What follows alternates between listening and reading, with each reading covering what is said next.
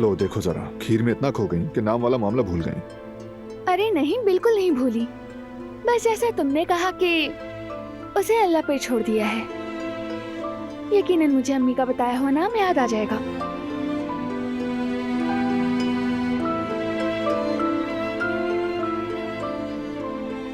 बस यही वजह थी। घर की बनी हुई खीर की बात ही अलग है।